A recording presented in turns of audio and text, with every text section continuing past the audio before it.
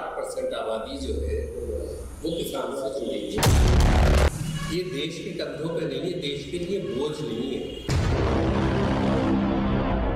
वहाँ पे कांटे लगा दिए गए, वहाँ पे कीले लगा दी गई। ये हिंदुस्तानी है और हिंदुस्तान पे इनका बड़ा एहसान है कि ये कितनी मेहनत करने के बाद में देश के लिए अनाज पैदा करते हैं। ये देश की और सरकार की जिम्मेदारी है कि नौजवानों को नौकरियों का इंतजाम करें। आज जो सरकार के पास मालूम है कितना पैसा आ रहा है। वीडियोस देखने के लिए सब्सक्राइब करें HBN न्यूज, बेल आइकन दबाकर लेटेस्ट नोटिफिकेशन पाएं। नमस्कार, मैं हूं जय चौधरी। आपका बहुत स्वागत है HBN न्यूज में। और आज हमारे साथ अलीगढ़ की जानी मानी हस्ती है जो कि अलीगढ़ के सभी लोग उन्हें जानते हैं, जिनका नाम है जफर आलम, जो कि अलीगढ़ के पूर्व शहर विधायक भी रह चुके हैं। जफर आलम जी, आपका बहुत बहुत स्वागत है HBN न्यूज में। HBN न्यूज का मैं स्वागत करता हूँ। उन्होंने ये मुझे मौका दिया कि इस पर अपनी बात आप तक देश की जनता तक पहुँचा सकूँ, इसके लिए बहुत बहुत धन्यवाद। आज हम जफर आलम जी के साथ में बहुत सारे प्रश्नों की बौछार होगी और कुछ मुद्दे ऐसे होंगे जो कि देश के हित में हैं। और जफर आलम जी, मेरा पहला प्रश्न आपके सामने होगा कि आप देख रहे हैं किसान आंदोलन पर आज 100 दिन से ऊपर का समय बीत चुका है, लेकिन सरकार बिल्कुल भी किसानों के ऊपर किसी भी तरीके से सोच विचार नहीं कर रही है। तो आपको क्या लगता है कि किसान आंदोलन लंबा जाएगा? आपकी इसके बारे में क्या राय है? देखिए, ये तो बात बताएगा कि कितना लंबा चलेगा या नहीं चलेगा, लेकिन जो बेहिसी, जो इनसेंसिटिवनेस सरकार दिखा रही है, एक ऐसी कम्युनिटी के लिए जैसे किसान कम्युनिटी हम कहते हैं, कि जो हिंदुस्तान का 60% आबादी या तो फार्मिंग करती है या फार्मिंग की किसी एक्टिविटी में जुड़ी हुई है। जैसे बाहर की लेबर किसान बुवाई के वक्त, कटाई के वक्त एम्प्लॉय करता है, उसको भी मैं किसानी कहूँ। या जो उसका प्रोड्यूस होता है, गेहूँ हो, दाल हो, गन्ना हो, जो भी है, उसे मंडियों में पहुंचाने का काम जो ट्रांसपोर्टर है वो भी उसी किसान के दम से है। जो मंडियों में मुलाजिम है वो भी किसान के दम से। तो अगर हम इसको देखें तो इस देश का 60% आबादी जो है वो किसान से जुड़ी है। अब विवादी तरीके से बीजेपी के जो नेता हैं उनके बहुत ही विवादी बयान आते हैं। कोई किसानों को खालिस्तानी कहता है, कोई उग्रवादी कहता है। तो क्या ये किसानों को कहना ठीक है? आपकी नज़र में लगता है आपको ठीक होगा? देखिए, किसान जो है हिंदुस्तान का क्या बल्कि विश्व में किसी का, ये किसी के कंधों पे नहीं बैठा हुआ। ये देश के कंधों पे नहीं है, देश के लिए बोझ नहीं है। ये ज़मीन का छाती चीर के न सिर्फ अपने परिवार के लिए खाने के लिए पैदा करता है, बल्कि देश को भी खिलाता है। और एक ऐसी कम्युनिटी को जिसको कहें कि अन्नदाता है, उसको अगर आप आतंकवादी कहें, उसको गद्दार कहें, इससे बड़ी दुर्भाग्य की बात और क्या हो सकती है। मैं समझता हूँ कि ये देश में जितने भी सुन रहे हैं ये बातों को कि वहाँ पे कांटे लगा दिए गए, वहाँ पे कीले लगा दी गई, ये हमारे आदमी, ये हिंदुस्तानी है और हिंदुस्तान पे इनका बड़ा एहसान है कि ये कितनी मेहनत करने के बाद में देश के लिए अनाज पैदा करते हैं, खाने के लिए पैदा करते हैं। उसको ऐसा लगता है जैसे कि किसी बाहर का मुल्क हमारे ऊपर चढ़ाई करने आया है। वो बात हर किसी को, जनता को बुरी लगी जब उन्होंने अपनी आंखों से देखा कि वहाँ पे कीले लगी हुई हैं, वहाँ पे कांटेदार अस्पताल लगे हुए हैं, वहाँ इतनी फौज खड़ी कर दी है लाके, जैसे कि बाहर से कोई हमारे ऊपर आक्रमण करने वाला है। ये बातें जो है, ये बातों से किसान बहुत आहत है। उसको ऐसा लग रहा है कि जैसे वो देश का हिस्सा नहीं बल्कि वो दुश्मन हो गया है। इसका सीधा मतलब ये है कि जफर आलम जी आप किसानों के आंदोलन के लोगों से साथ में, भाई उसके क्यों ना हो, जो भी इस देश के लिए जो भी कंट्रीब्यूशन कर रहा है, योगदान दे रहा है, तो मैं समझता हूँ कि साइंस और टेक्नोलॉजी जो योगदान दे रही है हम उसके भी आभारी हैं। जिन्होंने हमें यहाँ तक पहुँचाया कि हम चांद की उड़ान कर रहे हैं, उन सारे साइंटिस्ट का हम आभारी हैं। वो जो ज़िंदगी में हमारे लिए आसानियाँ पैदा की, उनके लिए आभारी हैं। लेकिन सबसे ज़्यादा आभारी हम उसके लिए हैं जिसने इस देश के मर्द औरत बच्चों के लिए खाने और पेट भरने का इंतज़ाम किया है।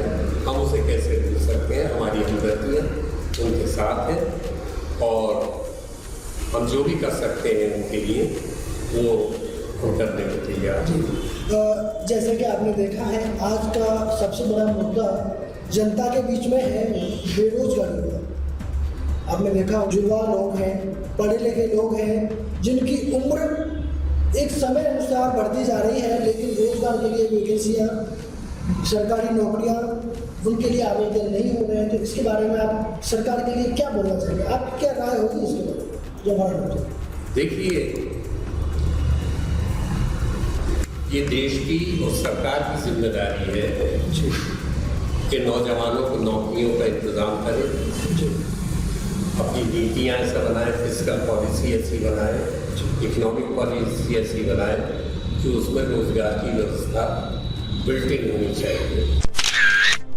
चाहे वो प्राइवेट सेक्टर को इनकरेज करके नौकरी क्रिएट करे या सरकार अपनी ओर से जो भी उसके रेलवे के या और दूसरे कारखाने हैं उनको प्रोत्साहन करके नौकरियाँ पैदा करे। ये अगर बेरोजगारी है तो बिल्कुल सरकार की जिम्मेदारी है। और जिस तरह से हो रहा है ये प्राइवेटाइजेशन हो रहा है कि रेलवे को किराए पे लीज पे दे दो, लाल किले का होटल बनवा दो, ये क्या क्या बेचा। हमें तो सही बताएं, मैं विधायक हूँ तो मैं समझता हूँ कि मैं सियासत थोड़ी बहुत जानता भी हूँ, आम आदमी इतना नहीं जानता। मुझे नहीं मालूम था कि सरकार के पास इतना कुछ बेच के इतना कुछ सामान है बेचने के लिए कि कभी वो घर के बर्तन बेच रहे हैं, कभी हमारे नौजवानों के रोजगार के कारखाने बेच रहे हैं, कभी। लेकिन सर सरकार का कहना तो ये है कि सरकार के पास में इस समय आमदनी रेवेन्यू नहीं है, कोई रेवेन्यू नहीं है, इसलिए हम इन चीज़ों को डिजिटल में डाल रहे हैं। तो इसके बारे में आप क्या कहते हैं? देखिए, अगर यही बात है तो सोशलिज्म जो है, सोशलिज्म के ये बेसिक पॉलिसी ये होती है कि अभी तक हिंदुस्तान में धर्म से लेकर और अभी तक ये रहा है कि पैसा जो है वो किसी 1 या 10 घरानों की जेब में नहीं जाना चाहिए। और वो सोशलिज्म की पॉलिसी और नीतियाँ जो है वही ज़्यादा से ज़्यादा लोगों को, अगर 1 रुपया है तो 1 पैसा चाहे पड़े, बहुत से पॉकेट को पड़ना चाहिए। ये जो कर रहे हैं कि सरकारी कारखाने बेच रहे हैं, सरकारी और दूसरी चीज़ें बेच रहे हैं, और उसके खरीदार कौन हैं आप उंगलियों पे गिन ले, सब जानते हैं कि उनको लीज पे लेने वाले या उसको खरीदने वाले वो कौन कौन है। अडानी, अंबानी, बिरला, टाटा, जी तो जी, और भी होंगे 10-20। तो वो काम जो अब तक पैसे को बखेरा जा रहा है कि हर जेब में कुछ पैसा पहुंचे, जो सोशलिज्म का मकसद था वो उसका रिवर्स करके उनकी जेबों से पैसा निकाल के चंद लोगों की जेब में ये डालने का काम किया जा रहा है। ये जो कुछ हो रहा है, जो कुछ भी हो, तो आपकी राय यही होगी कि निजीकरण ना किया? नहीं होना चाहिए। सरकार का मकसद कोई धंधा करना नहीं है, सरकार कोई बनिया नहीं है। सरकार को नौकरी देखनी है, सरकार को हेल्थ सर्विसेज देखनी है, सरकार को हमारे बच्चे जहाँ पढ़ रहे हैं वो यूनिवर्सिटीज़, वो स्कूल, उनको फाइनेंस करना चाहिए। आज जो सरकार के पास मालूम है कितना पैसा आ रहा है, जो विदेश में हमारे नौजवान का लड़के लड़कियां काम कर रहे हैं, वो इतना पैसा भेज रहे हैं कि ये आपके तसव्वुर से बाहर।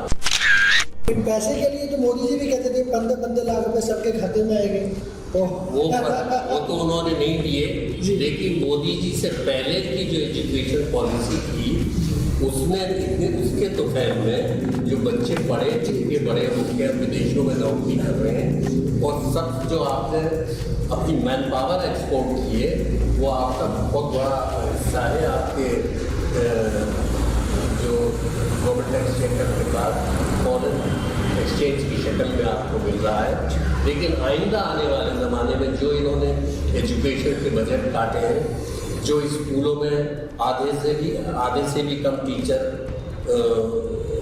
पाए जाते हैं, बाद में तो एक ही टीचर है, तो आइंदा आने वाले ज़माने में जो वो पढ़ी लिखी मैन पावर जिसके तो पहले में हमें इतना फॉरेन एक्सचेंज मिल रहा है, हमें इसकी उम्मीद नहीं करनी चाहिए।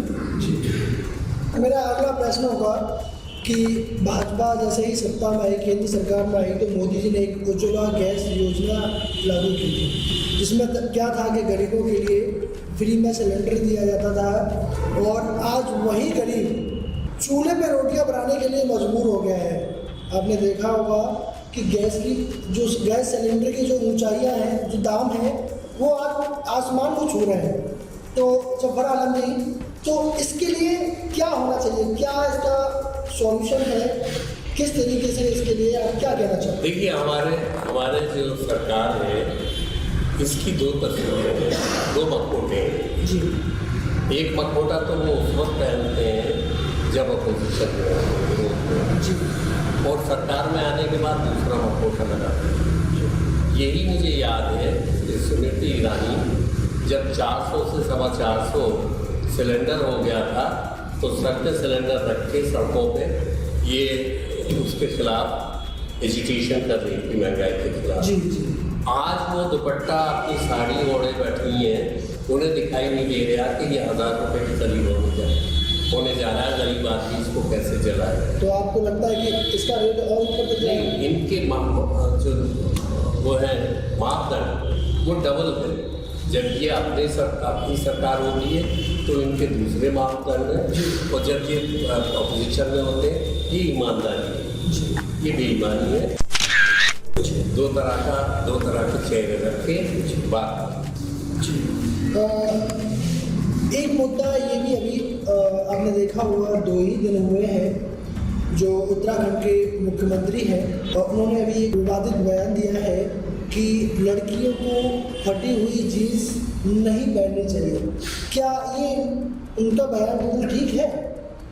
मेरा ख्याल है कि ये कौन सा लिबास पहनेंगे, कौन सा ड्रेस पहनना चाहिए, कौन से कपड़े पहनेंगे, ये कपड़ों से भी पहचान लेते हैं कि वो दंगाई है, और लड़कियों को भी पहचान लेते हैं कि फटी हुई जीन्स से इसका चरित्र जो अच्छा या बुरा होगा। ये इनकी अपनी मानसिकता है कि उसको कपड़ों से पहचाना जाता है। मोदी जी भी पहचानते हैं कपड़ों से कि कौन दंगाई है, और जो चरित्रहीन हैं लड़कियां उनको मुख्यमंत्री भी पहचानते हैं कपड़ों से। ये तो इनकी पुरानी परंपरा है, कपड़ों से पहचानते हैं, इसमें बच्चा। अभी हाल ही में 2 दिन पहले दिल्ली में अरविंद केजरीवाल, जो कि आम आदमी पार्टी के अध्यक्ष भी हैं और दिल्ली के मुख्यमंत्री भी, तो उनके द्वारा एक आंदोलन किया गया जंतर मंतर पर। आपने देखा होगा उसमें सारे जो एलजी को सारी जिम्मेदारियाँ, सारी शक्तियाँ, सारे पावर हैं वो एलजी को दे दिए गए हैं। एलजी का मेरा कहने का मतलब है कि राज्यपाल जी के हक में दे दिए गए हैं। तो इसमें क्या ऐसा होना जरूरी है दिल्ली के अंदर? देखिए, ये जो अप्रोच है जी कि वो इलेक्टेड जो चीफ मिनिस्टर विधानसभा है उसको बाईपास करके चोर दरवाजे से ये दिल्ली पे कब्जा करना चाहते हैं, आपको मालूम है कि एलजी जो होता है ये गवर्नमेंट का आदमी होता है बिल्कुल जी, कैसे? और उसको पावर, वो सारी पावर कि अगर विधानसभा से कुछ पास होगा तो अप्रूवल के लिए साहब गवर्नर साहब करेंगे जी ये सारा इसलिए किया जा रहा है कि ये दिल्ली की सत्ता बैकडोर से चलाना चाहते हैं, सारी पावर जो है अपने हाथ में लेके लेना चाहते हैं। दिल्ली विधानसभा जो है उसे एक टिक्की के रोल में बनाना चाहते हैं। तो इसी बात है कि ये जो चीफ मिनिस्टर की और विधानसभा की जो पावर काटी जा रही है ये डेमोक्रेसी के को खत्म करने वाली बात है। इसके अलावा नियम मेरा अंतिम प्रश्न होगा जफर आलम जी से, ये आपके ऊपर है जफर आलम जी।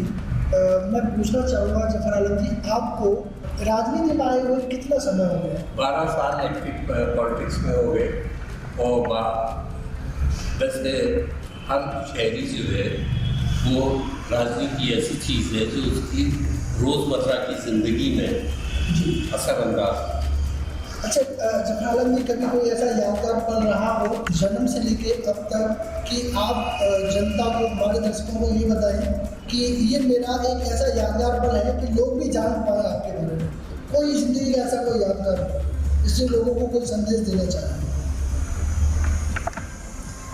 भाई लोगों को मैं यही संदेश देना चाह रहा हूँ, मैं खासतौर से अपनी कम्युनिटी की बात कर रहा हूँ, इन जनरल सबके लिए कह रहा हूँ ये बात, और अपनी कम्युनिटी के लिए खासतौर से ये बात कह रहा हूँ कि बेपढ़ा लिखा आदमी जो होता है वो अंधा होता है। इग्नोरेंस जो है आदमी की सबसे बड़ी दुश्मन, और यही वजह है कि मैंने यहाँ पर एजुकेशन, हेल्थ पे जो कुछ भी मैं मेरी तरफ से योगदान हो सका मैंने दिया।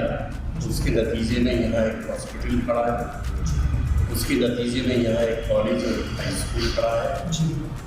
तो मैं यही इनसे ये कहना चाहता हूँ कि तुम्हारी अगर तुम इज्जत से ज़िंदगी गुजारना चाहते हो तो अपने बच्चों को पढ़ाओ। इग्नोरेंस बहुत बुरी चीज़ है। ये जो अंधेरे बिल्कुल ऐसा होता है जैसे अंधा आदमी है, और इससे फ़ायदा, अगर आपकी ये कमज़ोरी है कि आप जाहिल हैं तो आपको एक्सप्लॉइट करने में पॉलिटिशियन को बहुत आसानी होती है। आपके जज्बात को बता देंगे, आपके अंदर एनालिसिस करने की, विश्लेषण करने की कुव्वत होती नहीं, क्योंकि पढ़ा लिखा नहीं है, किताबें नहीं पढ़ी। तो ऐसे आदमी को बरगला के बैठा के वो पॉलिटिशियन जो है वो फ़ायदा उठाएंगे, और इनके बच्चे जो है वो कहा जाता है ना कि जहालत जो है वो गरीबी को जन्म देती है और गरीबी फिर जहालत को जन्म देती है। ये उस विषय सर्किल में घूमते रहेंगे, ये निकलेंगे नहीं। मैं यही कहना चाहता हूँ, बार बार ये कहना चाहता हूँ अपने स्कूल में भी पेरेंट्स और बच्चों की जब मीटिंग होती है तो उन महिलाओं से खास तौर पर ये बात कहना चाहता हूँ कि आने वाली जनरेशन अगर इज्जत के साथ रहना चाहती है तो तुम अपने बच्चों को पढ़ा लो। खाली दौलत अगर बगैर तालीम की आती भी है तो वक्त तक नहीं जाए, और अगर ठहर भी गई तो इज्जत नहीं पाओ। ये जो तुम्हें सभी लोग बात करते रहते हैं ये उसी वक्त कम हो सकता है जबकि आप अपने बच्चों को शिक्षा। बहुत बहुत धन्यवाद जफर आलम जी। अभी आपने देखा हमारे साथ अलीगढ़ के पूर्व शहर विधायक जफर आलम जी हमारे साथ बने हुए थे, और इसी तरीके से आप आगे भी बने रहे। और इसी के साथ मैं विराम लेना चाहूँगा। धन्यवाद।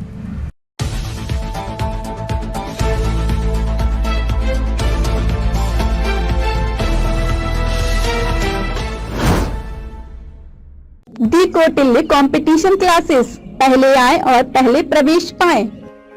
सभी अभ्यर्थियों के लिए यूपीएसआई जीडी कांस्टेबल के आधार पर परीक्षा कराई जाएंगी।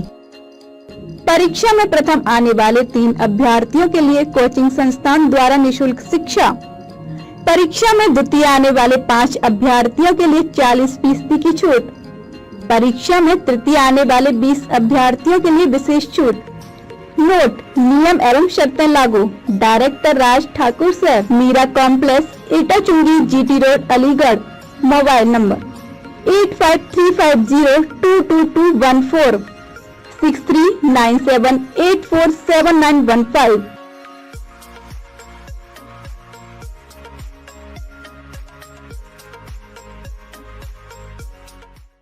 DRG hostel school with academy, जहां आपके बच्चों का भविष्य सुरक्षित है।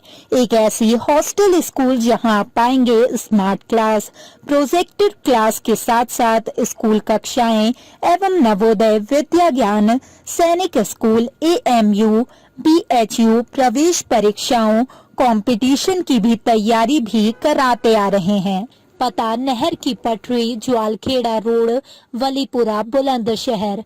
फोन नंबर 9368888182 और 7500434711।